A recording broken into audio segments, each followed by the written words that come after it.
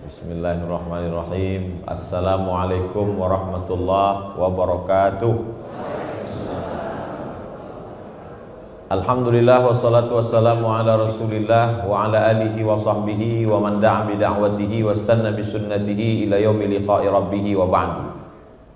Yang saya hormati, saya muliakan, saya ta'zimi keluarga besar Yayasan Ma'had Islam Semarang. Tidak dapat saya sebut satu persatu, semuanya dimuliakan Allah Subhanahu wa taala.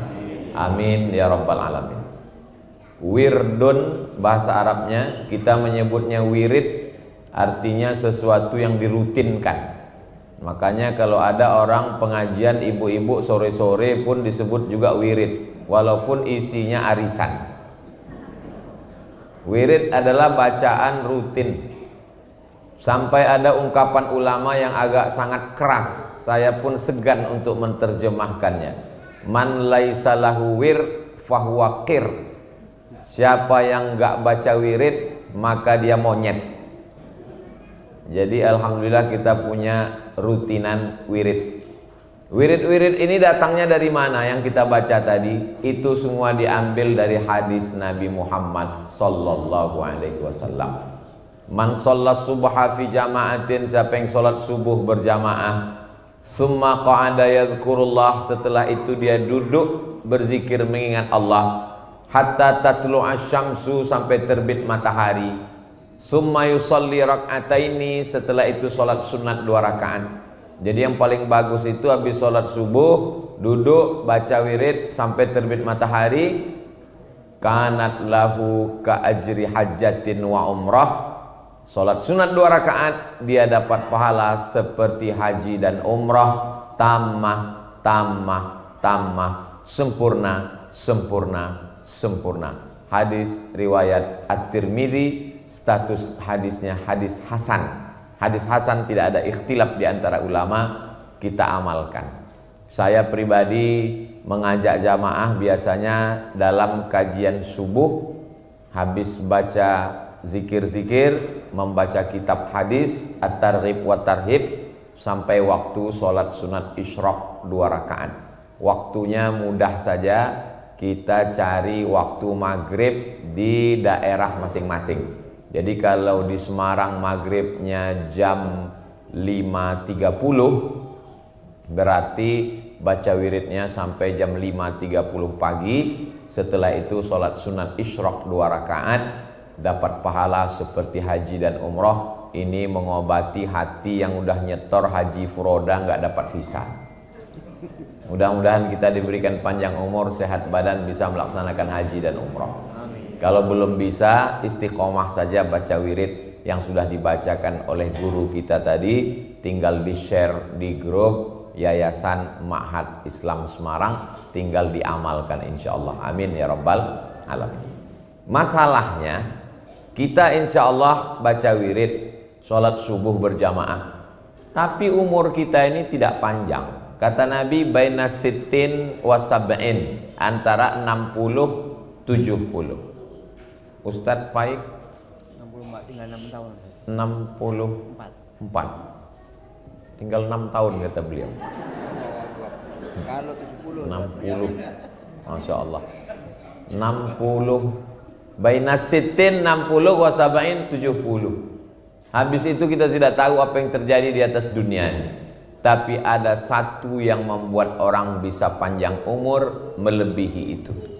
Contohnya adalah, saya urutkan dari ujung pulau Sumatera, Aceh paling atas. Di situ ada orang yang sudah meninggal dunia. Saya ziarah ke makamnya, datang ke tanah yang diwakafkan.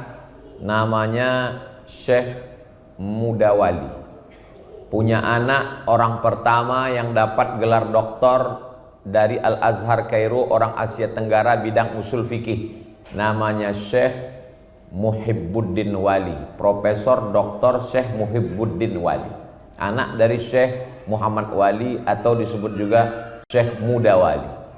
Sampai hari ini masih dikenang orang, namanya disebut, murid-muridnya bersebaran di Aceh. Apa yang membuat dia panjang umur padahal sudah meninggal dunia? dia membangun pesantren Darussalam Labuhan Haji.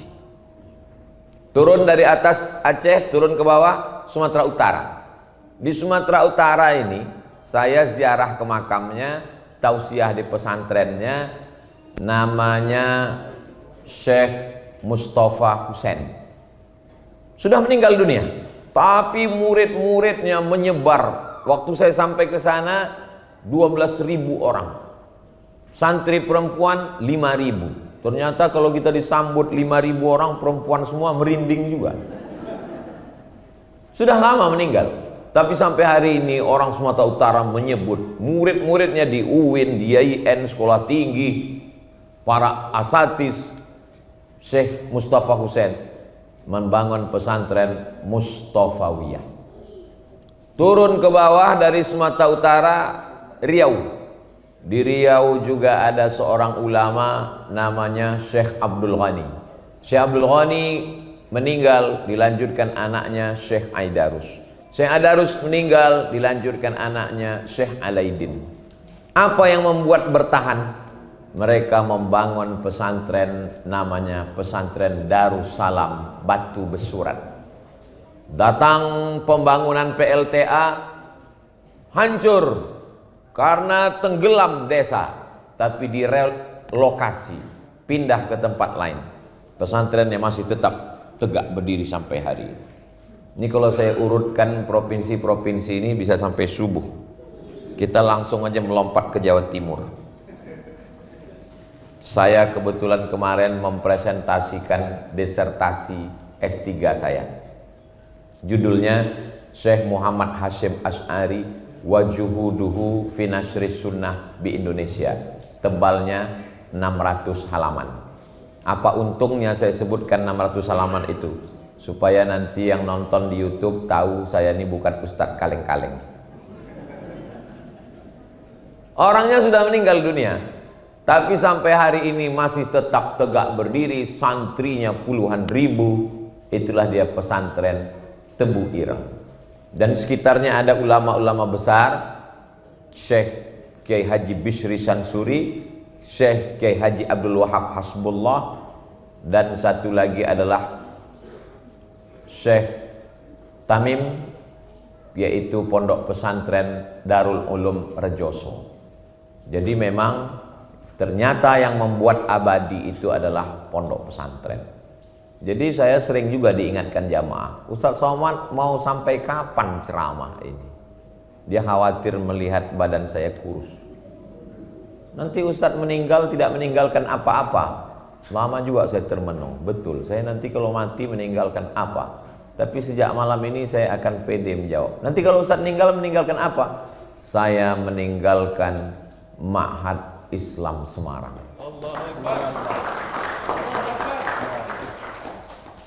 Loh, apa hubungan Ustadz dengan Ma'had Islam Semarang? Oh, ada hubungannya. Mana buktinya? Ini fotonya ada, videonya ada, sedikit banyak. Maka insya Allah saya berterima kasih kepada keluarga besar Yayasan Ma'had Islam Semarang dilibatkan dalam acara ini. Saya menumpang perahu safinah kapal Nabi Nuh yang akan menyelamatkan dari banjir bandang. Perahu itu bernama Yayasan Ma'had Islam Semarang. Allahu Akbar. Jadi kita ini akan mati menghadap Allah Subhanahu wa taala, diawali dengan jantung koroner, diabetes meletus, asam urat, asam lambung, dan asam-asam lainnya. Ada yang kekal abadi, yaitu Ma'had Islam. Perjuangan yang sulit adalah pembebasan tanah. Ternyata tanahnya sudah ada 6.000 meter, tapi karena tidak dibangun, kesakitan massal, tinggal 4.000 meter. Kalau 4.000 meter ini tidak kita selamatkan, habis. Maka 4.000 meter yang tersisa inilah. Jadi tadi saya tanya berapa meter tanahnya, tinggal 4.000 Ustaz. Di pusat kota atau di pinggir, di tengah kota, berarti nggak bisa ke samping, dia mesti ke atas. Sesuai dengan yang kita tonton di TV. Yang namanya pembangunan itu ke atas, bukan ke samping. Bangunannya mesti naik ke atas. Jadi kalau gitu kita mesti menyiapkan semennya, batu batanya. Saya lihat di samping udah ada batu bata. Biasanya peletakan batu pertama itu di atas tanah. Seumur-umur baru ini insya Allah peletakan batu pertama di hotel. Insya Allah. Lama sudah saya tausiah kemana-mana tempat. Baru ini peletakan batu pertama di hotel. Nanti setelah diletakkan baru dibawa ke lokasi. Itu tidak mengurangi apapun. Catatan malaikat tidak pernah lalai dan lupa. Jadi dahsyatnya sedekah. Yang pertama adalah membuat orang kekal abadi, gak mati-mati sampai hari kiamat. Jadi kalau ada ibu-ibu yang khawatir takut mati, kasih 100 sak semen. Insya Allah bertahan 3 bulan. Kalau mau tambah lagi, bisa nambah lagi. Bapak-bapak yang khawatir nanti kalau saya meninggal dunia Pak Ustadz, rumah saya ini nanti akan dijual, anak-anak saya, istri saya diambil brownies, berondong manis, mobil saya diambil, lalu nama saya yang ada di STNK BPKB akan diganti, pasti. Nama yang ada di surat tanah akte notaris akan diganti Badan Pertanahan Nasional, pasti. Kenapa? Karena petugas pajak nggak mau nagih pajak kepada almarhum. Nama yang kekal abadi adalah nama di Yayasan Ma'had Islam. Dan ini saya senangnya tidak milik pribadi. Yayasan Ma'had Islam, ownernya bukan person, bukan orang, tapi umat. Dari umat kembali kepada umat, dimanfaatkan untuk umat. Ini sekolahnya Ustadz dari mulai PAUD, TK, SD, SMP, SMA, boarding, tahfiz Quran. Abdul Somad umurnya tak panjang. Saya sudah hitung-hitung meninggal tahun 2040. Tapi malaikat maut kan nggak ngasih tahu, nggak ada jadwalnya, dia nggak punya schedule. Bisa aja dia datang malam ini, tapi alhamdulillah nama saya sudah masuk dalam tulisan keluarga besar Yayasan Ma'had Islam Semarang. Andai malam ini adalah malam terakhir bagi kita, saat kita ucapkan bismika Allahumma ahya wa amut, memang betul-betul amut, mati, maka kita tidak akan menyesal insya Allah. Yang penting transfer dulu ke nomor rekening berikut ini. Tapi bagi yang tidak mengambil bagian, maka dia hanya akan menjadi kenangan. Pernah jadi orang kaya, pernah jadi pejabat, pernah jadi konglomerat, pernah punya uang banyak, tapi tidak satu pun punya kita. Ada seorang ulama duduk di samping orang yang mau sakratul maut. Begitu meninggal, langsung lampu lilin yang ada di samping itu dia tiup. Kenapa kamu tiup? Orang meninggal mestinya kita hidupin banyak lampu, karena banyak yang mau takziah. Tadi sebelum dia mati, lilin itu punya dia. Setelah dia meninggal, lilin itu punya ahli warisnya. Dan kita tidak berhak memakai cahayanya, karena ahli warisnya belum tentu izin. Sekarang mobil itu punya ibu, sekarang rumah itu punya bapak. Sedetik sebelum malaikat maut tiba, setelah itu maka dia berganti. Walakum nisfu ma taraka azwajukum illam yakul lahunna walad. Suami dapat 50% kalau tidak ada anak. In kana lahunna waladun, kalau ibu melahirkan anak, falakumur rubu'u. Suami mendapat 1/4. Sekarang pengadilan menetapkan lagi pembagian baru yang disebut dengan gono gini. Apa arti gono gini? Kau begono, aku begini. Jadi kalau selama menikah dapat hasil 10 miliar, tidak dihitung sebelum menikah. Start nikah tahun 2000, sekarang 2022, meninggal dapat pencarian bersama 10 miliar. Sebelum bagi faraid hukum Islam, dibagi 2 menurut hakim. Duit ibu yang 10 miliar dibagi 2, 5 miliar untuk bapak. Kalau 5 miliar untuk bapak, itu yang nangis cuma sebelah kanan aja, yang sebelah kiri buka. Bapak Ibu yang dimuliakan Allah SWT. Lalu yang kekal abadi yang mana? 2-3 sak semen, batu kerikil, batu bata, kosen pintu, ngecor, tiang, itulah yang akan kekal abadi. Karena anak-anak tahfiz Quran di Ma'had Islam Semarang, sholat subuh, sholat zuhur, sholat asar, sholat maghrib, sholat isya, tahajud malam, mereka mulai jam 3:30 sudah bangun, sholat sunat taubat, sholat sunat hajat, sholat sunat tahajud, sholat sunat witir, ngulangi hafalan Quran, azan subuh, qobliyah subuh, sholat subuh, baca wirid sampai terbit matahari, masuk kelas, sholat zuhur, ba'diyah zuhur, sholat asar, murajaah, ngulang hafalan Quran, maghrib, isya, jam 10 malam baru mereka tidur. Anak kita belum tentu membacakan Quran untuk kita 24 jam seperti anak-anak yang akan jadi santri Ma'had Islam Semarang. Allahu Akbar. Saya hanya mengingatkan, bayangkan bahwa kita akan mati malam ini. Saya kalau tidur dekat dinding, hidung saya tempelkan ke dinding, saya bayangkan beginilah nanti mati. Karena orang mati itu hidungnya menempel ke liang lahat. Jadi kalau dinding liang lahat ini hidung kita, pandangan kita tidak sampai setengah jengkal.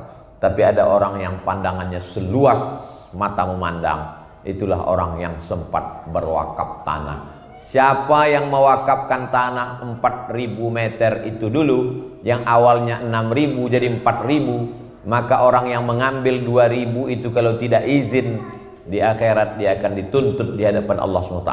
Tak usahlah kita ungkit permasalahan yang lalu tak dapat diulang, tapi yang 4.000 ini masih dapat kita selamatkan, maka kita akan ditanya di hadapan Allah, la tus'alunna yauma idzin anin na'im.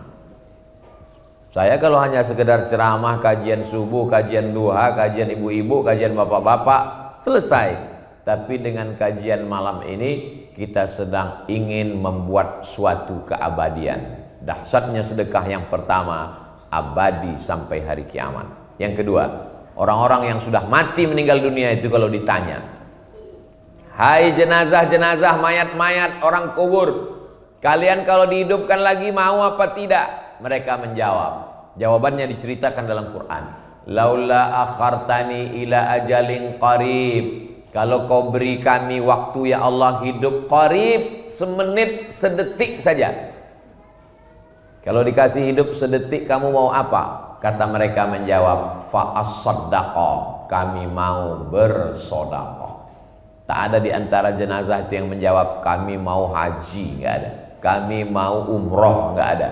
Kami mau sodaqah. Kenapa? Karena kalau haji balasannya nanti setelah hari kiamat. Al-hajjul mabrur laisa lahu jaza ilal jannah.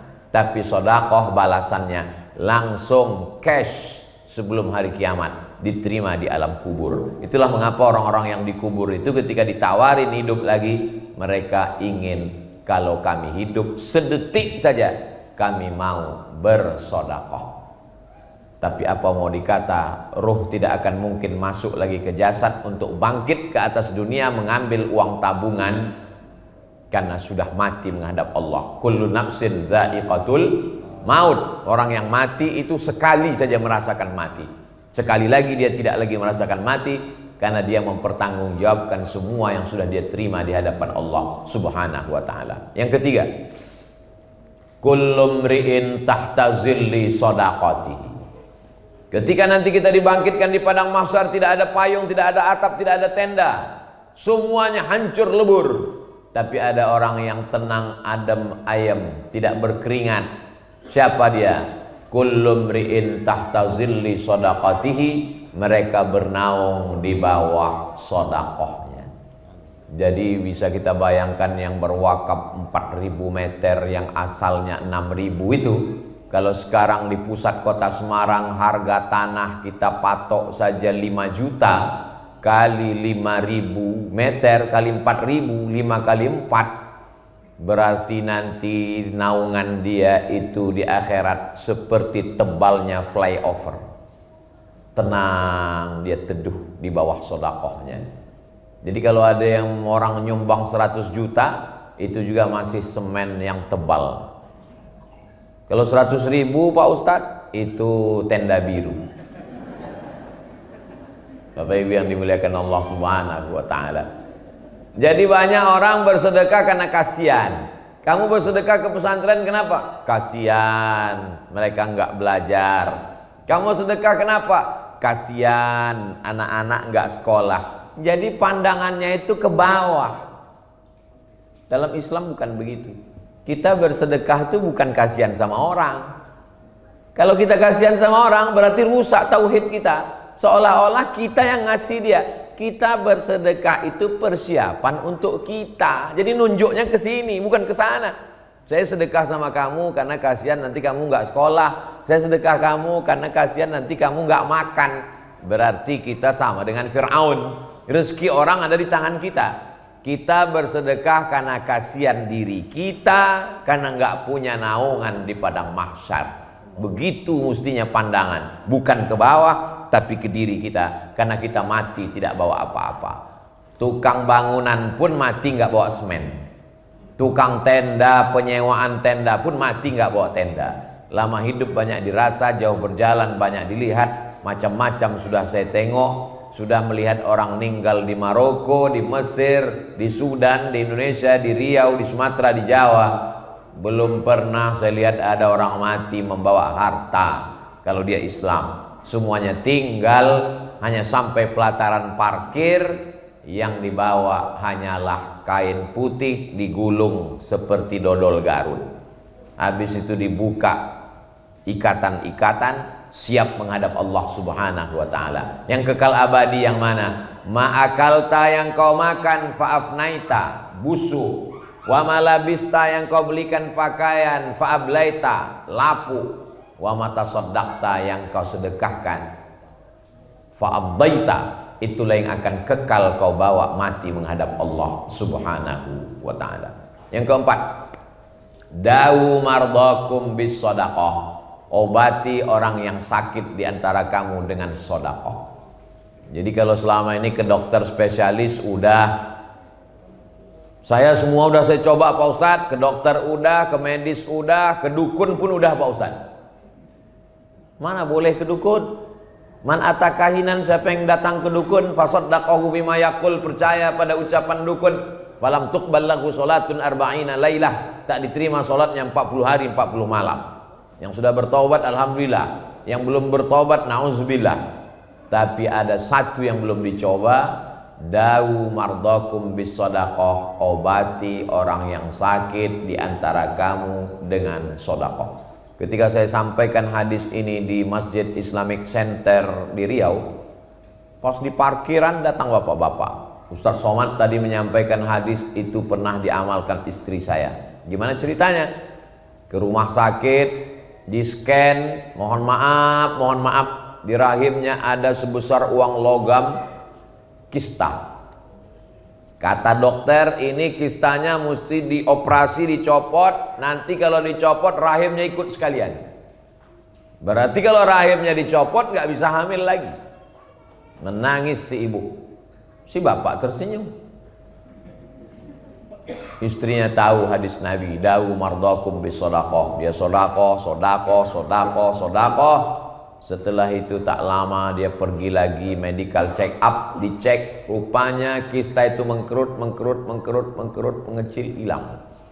Dokternya heran, makan apa? Biasa makan nasi. Minum apa? Minum air putih. Dokternya tak tahu tentang hadis dawu mardakum bis sadaqah. Yang Ustadz sampaikan tadi itu kami sudah mengalaminya Pak Ustadz, sehat walafiat sampai sekarang. Ada satu buku judulnya Gharaib wa Taraib.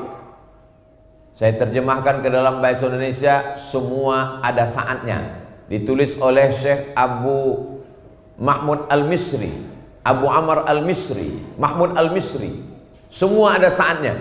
Bercerita tentang orang Saudi Arabia kena penyakit, diponis dokter di Amerika, mati. Dia ingat hadis Nabi, dawu mardakum bis sadaqah, pulang ke Saudi Arabia sedekah. Setelah itu dia terakhir sekali pergi lagi ke Amerika, check up. Ternyata dokter heran, kenapa penyakitmu hilang? Kamu makan apa? Terapi apa? Enggak ada, tapi kami percaya hadis Nabi kami, dawu mardakum bis sadaqah, diberikan Allah kesembuhan.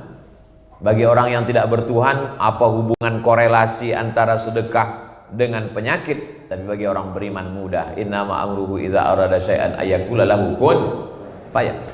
Tak ada yang sulit bagi Allah Subhanahu wa ta'ala. Yang kelima, shadaqatus sirri tadfa'u mitatassu. Sedekah menolak mati su'ul khatimah. Selama ini kita bukan main takut su'ul khatimah. Orang kalau su'ul khatimah, sholatnya nggak bisa nolong, pahala puasanya terbang, zakat infak sodakohnya melayang. Kenapa? Karena tidak diterima Allah Subhanahu wa ta'ala. Wa qadimna ila ma'amilu min amalin. Semua amalmu dulu kami datangkan, lalu amalmu itu kami jadikan habaan mansura, seperti debu yang dihembus angin. Tak ada maknanya. Gara-gara su'ul khatimah. Kita setiap hari berdoa, Allahumma khtim lana bi husnil khatimah wala takhtim alaina bi su'il khatimah. Tapi kata Nabi, ada cara menolak mati su'ul khatimah. Dengan apa? Shadaqatus sirri tadfa'u mitatassu. Sedekah menolak mati su'ul khatimah. Ada seorang anak muda pakaian ihram, sujud di belakang makam Ibrahim, ninggal sedang sujud. Tidak ada kematian yang lebih indah daripada ini.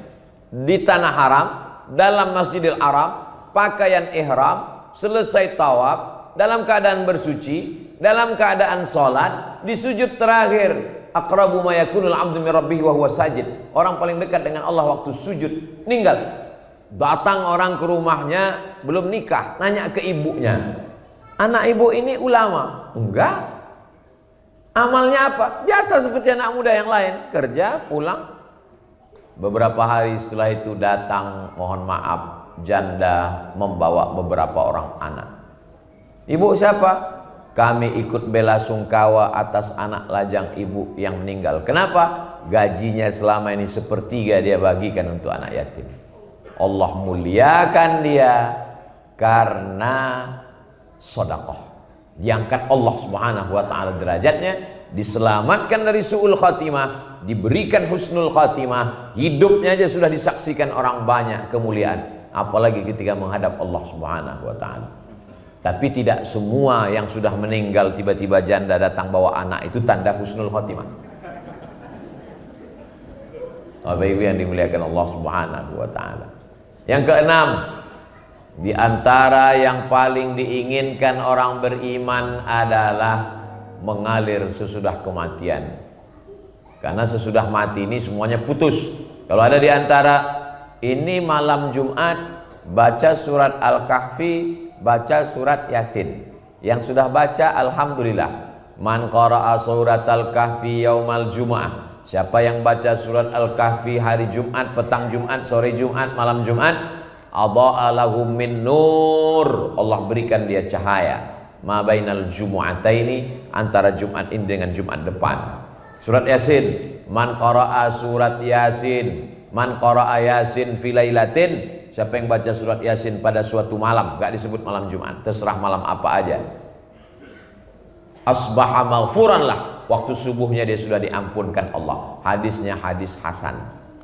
Ustadz menceramahi orang aja, Ustadz udah baca apa belum? Sudah. Tadi habis sholat maghrib baca Al-Kahfi, habis itu baca Yasin, sampaikan hadiah pahalanya ke almarhumah orang tua, almarhum, kepada kaum muslimin muslimat.